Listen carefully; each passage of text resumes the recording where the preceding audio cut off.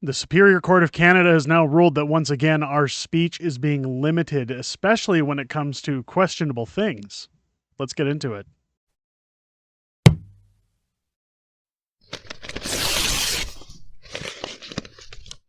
Oh, yeah! What's going on, ladies and gentlemen? Welcome back to The Fringe. This is a story I really don't like covering on this channel, but it's one that we have to talk about. Free speech isn't what I was dreading, but it is something that's now a problem because while people have the right to free speech, while their Charter of Rights protects them and allows them to speak freely, the Superior Court of Canada is now ruling that when it comes to your children, well, we're not allowed to use certain identifying words that may scathe them. We've seen many opposition when it comes to things like Drag Time Story Hour, when it comes to shows for children, or all ages shows of scantily clad drag queens dancing in front of children.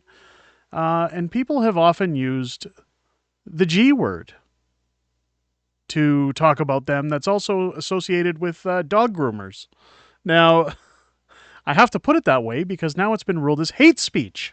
It now falls in Canada under protected speech, and I'm not sure if the rules still apply on YouTube or if we can't talk about those things another way, so we're just going to say the G word from here on out, because once again we're being slammed down into watching what we say. I wanted to cover this article today from the Gateway Pundit showing that Canada court rules are calling drag queens the G word does not fall under protected speech.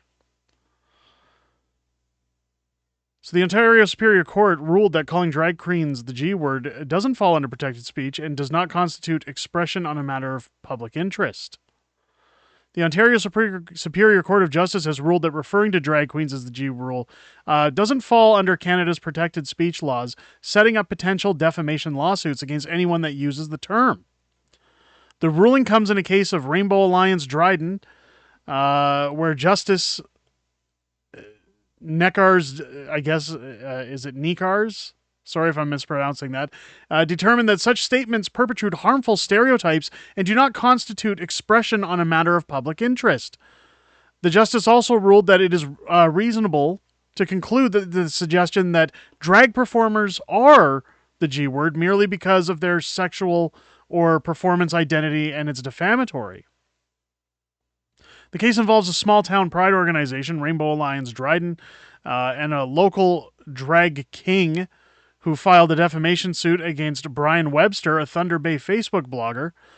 Egal Canada, a Trudeau-funded far-left organization, was part of the lawsuit against the defendant who called drag queens the G word. The left love their shows for kids for some reason. Now, of course, we see clips there, but if we go over here, we'll take a look at what themed. Awesome mom for bringing their kid out to a family-friendly drag show, ladies and gentlemen. Oh, look at that.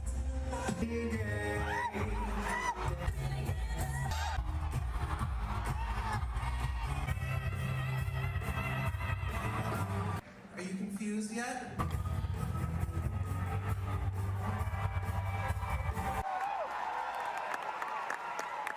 Minty fresh. That's not pushing the narrative at all, is it? That's not demonstrating issues. Now, the reason I bring this up, the reason I bring up this free speech problem is because in cities like Calgary, where you have woke mayors who try to fine people for protesting around these events, we're now going to see that, well, maybe in the way of tickets coming out forming, saying that, hey, if you use that word or if you even protest now, you're going, not even within the 150 meters of the 100-meter boundary, but you're now going to be fined just for opening your mouth, for saying something you don't agree with. I'm sick and tired of it. I think it's ridiculous in this country that we can't call a spade a spade. This is exactly what they are, what we're seeing. This is sexualization of children. If you look at that video clip, what part of that is family friendly? What part of that is something that you would want to take your children to? I have no problems with this community or anybody who wants to perform this way or do these kind of shows. These shows have been happening for decades. However, they've been happening at establishments where you must be of legal age to enter. You must pay for a ticket and go in and show identification that you are of legal age to go in and partake in these things. Next, they're going to be saying that, hey, kids should be drinking alcohol by the time they're age 12. Why don't we allow them to smoke cigarettes when they're 13? This is a huge problem. And I don't know where we go from here as a country. I don't know, again, this clown world with Trudeau's funding for these kind of lawsuits. Merely saying this word now in the wrong context can strap you with fines. It can strap you with defamation lawsuits. It can now lead you to financial ruin, essentially, where it's nothing more than, hey, your words hurt my feelings. Ladies and gentlemen, I spend all day on the internet as a content creator, as somebody who's putting themselves out there. I take all kinds of verbal abuse. I can't file defamation suits for that. I can't say the mean, nasty people on the internet hurt my feelings, give me money. That's not how that works. If you're going to dress like this and behave like this in front of children, in front of small children, you deserve some form of criticism for what you're doing. You're going to get that. As a YouTube content creator, I have to say, when I put out my videos, there's a very good chance I'm going to get criticism for this. There's a very good chance somebody's going to say something nasty about the way I look, about the way I talk, about my mannerisms, about my slip-ups, about anything. I have to accept that. That's part of the job. I have to accept that going into that industry, going into that form of a hobby or work, that these things are going to happen. That comes with the territory. These are things that this group of people are going to have to accept, that there are people out there who don't approve of their methods. The vast majority of people who certainly don't approve of them happening around children. Where do we go from here? Where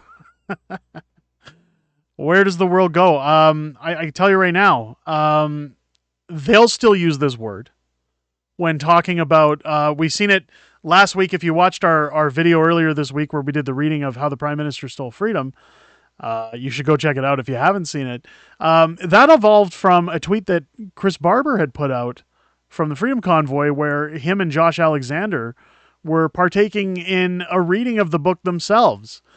And multiple people saying, look at the groomer sitting with a child. Look at the grooming going on. There's multiple times with those books coming out, I've been called a groomer, despite the fact my books weren't written for children. This is the way of our world. So this community, again, that says no place for hate will continue to use this word. It's just you can't use it against them. Let me know what you guys think down below in the comments. I'm still going to use the word outside of these videos. I'm still going to use the word in public. You want to strap me with a fine, you go ahead, you do that. I don't have any sympathy for people who want to exploit children. I'm sorry. Sorry, not sorry. Let me know what you guys think down below in the comments if it's your first time here. I'm so angry I can't even put my words together. Make sure to hit that bell for notifications and subscribe to the channel. Check back often, as we're constantly updating our content here on the channel. And of course, when we talk about anything Justin Trudeau related, government related, or anti-establishment, the shadow ban is real, and I'm sure that this video will be pushed down in the ranks. So do all the usual YouTube stuff: like, share, subscribe, comment. Get it out as much as we can, people. Let's get back onto some more positive news. I hope you guys enjoy the rest of your day. I'll catch you on the next one.